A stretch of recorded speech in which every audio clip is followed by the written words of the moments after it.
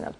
2025 წლის 4 ოქტომბერს საქართველოში თვითმმართველობის არჩევნები გაიმართება.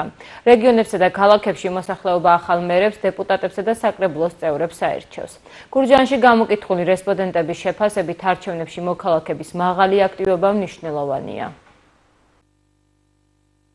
5 ოქტომბერს, როგორც ჩემთვის ცნობილია, თვითმმართველობის არჩევნები ტარდება და ზოგადად თვითმმართველობა არის დემოკრატიის საფუძველი. პირველ რიგში ადგილობრივ დონეზე თვითმმართველობის წარმომადგენლობითი ორგანოა საკრებულო და ხალხის ხმა რომ მივიდეს თვითმმართველობის ადმინისტრაციულ ორგანოებამდე და ადგილობრივ დონეზე მოხდეს ხალხის სურვილების გათვალისწინება, ეს ყველაფერი უნდა განხორციელდეს საკრებულოში ხალხის წარმომადგენლების მიერ.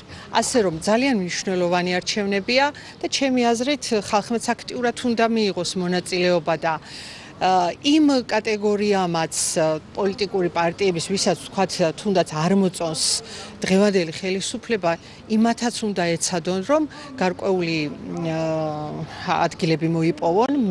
ეს არის ბატონო თვითმმართველობის არჩევნები. ვირჩევთ მერს და ასე შემდეგ დანარჩენ დეპუტატებს საკრებულოს. მე ვეცდები, რომ ღირსეულ პიროვნებას მივცე ხმა. თვითმმართველობის არჩევნები ტარდება, როგორც მე ვიცი, 5 ოქტომბერს აი მერიაში გამგებლებს და ეს საკრებულოში დეპუტატებს ირჩევენ. თვითმფრინავით მოწესრიგე. რა თქმა უნდა, გასვლა აუცილებლად. საჭიროა, რომ რაიონს ყავდეს კარგი საკრებულო, კარგი მუნიციპალიტეტის მერია და თუს რას ნიშნავს კარგი, აი უბრალო მაგალითს გეტყვით.